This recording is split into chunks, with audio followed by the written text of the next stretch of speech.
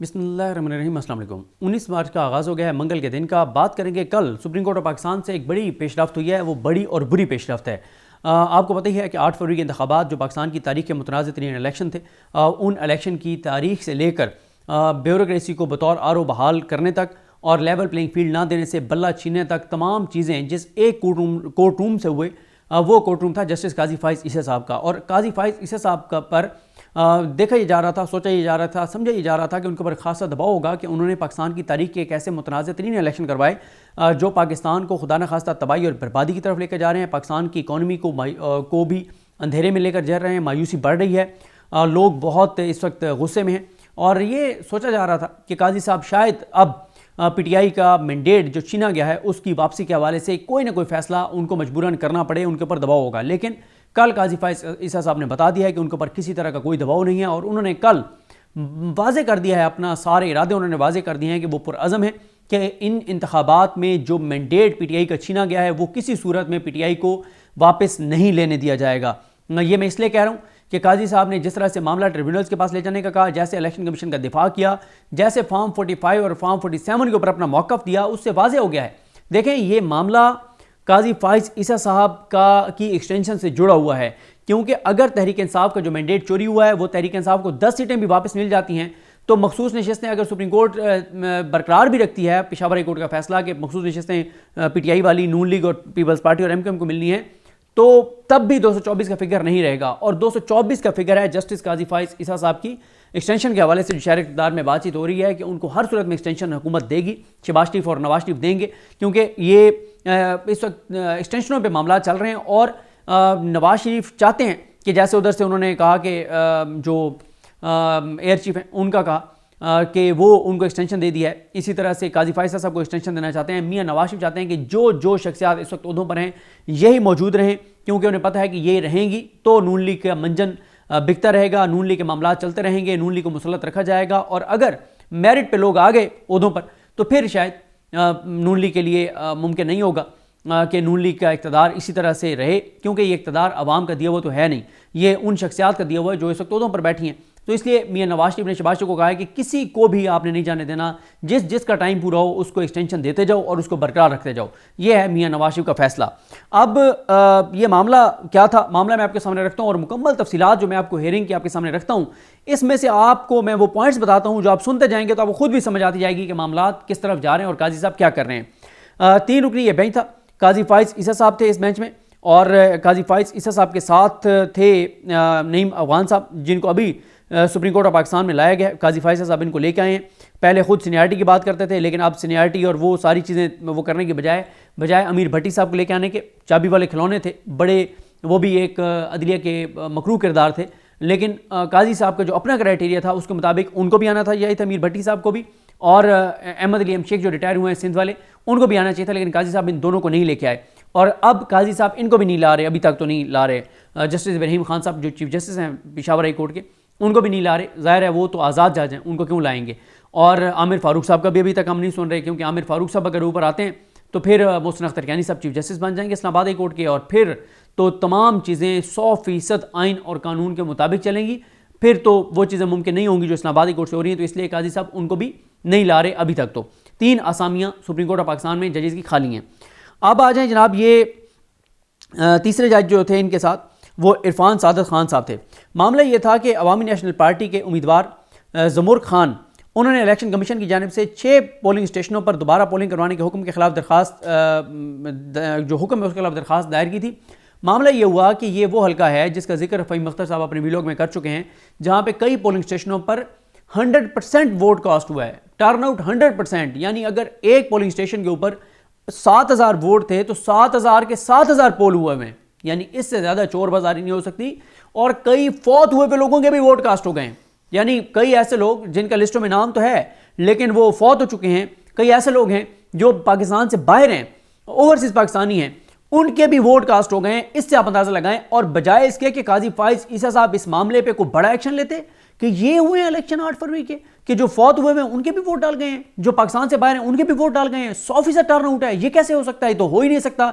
इसका मतलब ये है कि तो तबाही और बर्बादी कर दिया इलेक्शन कमीशन ने। लेकिन काजी साहब ने ये नहीं किया, बल्कि वो इलेक्शन कमीशन का को एक तरह से डिफेंड करते रहे और अभी भी वो इलेक्शन कमीशन के साथ खड़े हुए हैं। और ये जैसे कहते हैं ना कि देग में से चंद दाने आप चख लें तो आपको पूरी देग के जायके का पता चल जाता है। ये हल्का देग के वो चंद दाने हैं जो आपने देखे तो आपको पता चल गया कि पूरे पाकिस्तान में यही हुआ है। और और आपने काजी साहब का भी देख लिया कि काजी साहब ने इसके ऊपर क्या किया है।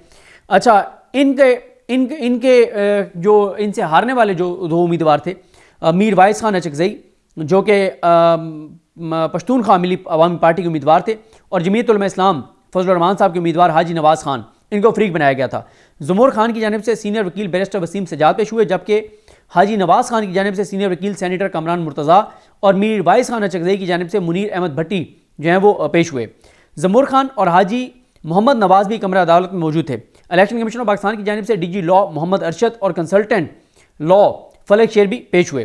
चीफ जस्टिस ने सवाल किया कि कितने पोलिंग स्टेशनों पर इलेक्शन होना है। उस पर वसीम सजाद का कहना था कि मुखालिफ उम्मीदवार की दरखास्त पर इलेक्शन कमीशन ऑफ पाकिस्तान ने 6 पोलिंग स्टेशनों पर दोबारा पोलिंग करवाने का हुक्म दिया है। मीर वाइस खान और हाजी मोहम्मद नवाज़ दोनों ने दरखास्त दी थी। चीफ जस्टिस का कहना था कि दरखास्त गुजार फिर जीत जाएंगे, यानी अगर 6 पोलिंग स्टेशनों पर होता है तो क्या वो जीत जाएंगे दरखास्त गुजार जो हैं। तो उस पर उन्होंने कहा, साथ ही उन्होंने कहा कि 6 पोलिंग स्टेशनों का नतीजा दिखाएं। चीफ जस्टिस का कहना था कि इलेक्शन कमीशन के फैसले में बताएं क्या गलती है।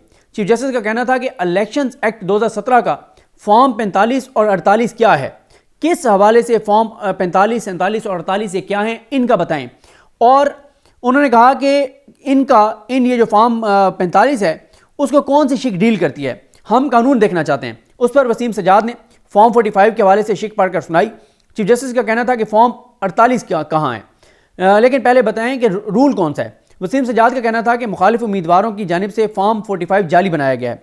चीफ जस्टिस का कहना था कि इलेक्शन कमीशन फिर कहे ना कि कौन सा फॉर्म 45 असली है, ये नहीं लिखा कि इनमें से फॉर्म 45 असली कौन सा है। चीफ जस्टिस का कहना था कि हम इलेक्शन कमीशन नहीं है, हमें अपने जवाब में दिखाएं कि ये असल फॉर्म 45 है। अगर आप जीते हैं तो आपको फिक्र क्या है, आप दोबारा जीत जाओगे। ये कोई मार्शल लॉ के तहत रेफरेंडम तो नहीं है कि 99% से ज़ायद वोट पड़ गए, क्योंकि रेफरेंडम में यही होता है ना कि जितने वोट होते हैं वो सारे के सारे पड़ जाते हैं। और ये रेफरेंडम से भी बड़ा काम हुआ है, ये जो पाकिस्तान में 8 फरवरी के इलेक्शन हुए हैं।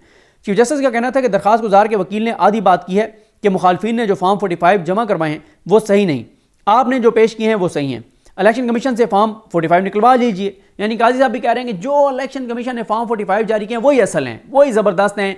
अब देखें, जो इलेक्शन कमीशन ने फॉर्म 45 जारी किए हैं वो सिर्फ इलेक्शन कमीशन के पास हैं, वो नून लीग वालों के पास भी नहीं थे जीते हुए हैं।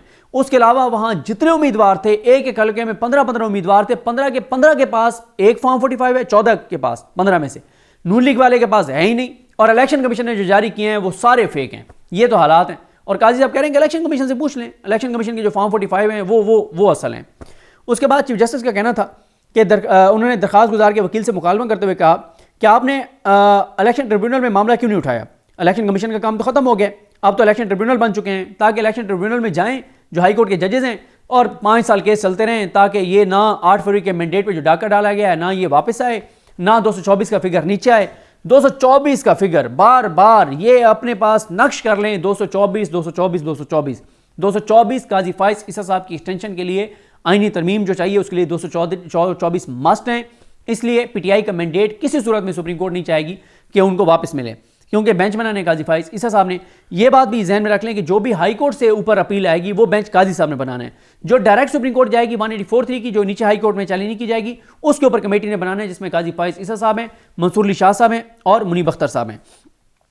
वसीम सजाद का कहना था कि उनके मौक्कल हल्के से जीते हैं और वो हलफ भी ले चुके हैं और बतौर रुकने सूबाई असम्बली काम कर रहे हैं।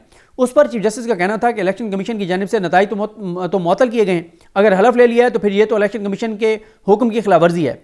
जस्टिस इरफान सादत खान ने दरखास्त गुजार के वकील से इस्तफसार किया कि आपके मौक्कल के हलफ की तारीख क्या है। उस पर वसीम सजाद का कहना था कि 28 फरवरी को हलफ लिया, 13 फरवरी को मैं नोटिफाई हो गया था। चीफ जस्टिस का कहना था कि हमारा काम इतनी बारीकियों में जाना नहीं, यह इलेक्शन कमीशन का काम है, हम इतनी बारीकियों में जाएंगे तो हमें 400 इलेक्शन पिटीशन सुनना पड़ेंगी। चीफ जस्टिस का कहना था कि फॉर्म 45 और फॉर्म 88 में तजाद आ रहा है, लेकिन मान रहे हैं कि तजाद आ रहा है, लेकिन कह रहे हैं असल वही है जो इलेक्शन कमीशन के पास है। और वो कह रहे हैं लिटिगेटिव्स में नहीं जाएंगे, बारीकियों में हम नहीं जाएंगे, जाएं ट्रिब्यूनल्स में जाएं। और इलेक्शन कमीशन का भी काम खत्म हो गया, उनको भी बचा गए कि इलेक्शन कमीशन का काम खत्म हो गया, ट्रिब्यूनल्स में जाएं। जो इलेक्शन कमीशन ने कहा है ट्रिब्यूनल्स बन गए, हाई कोर्ट के जजेस जाएं और जलील और ख्वार हों 5-5 साल लेकिन मैंडेट नहीं आपको वापस मिलने वाला। इसीलिए मैं कहता हूं कि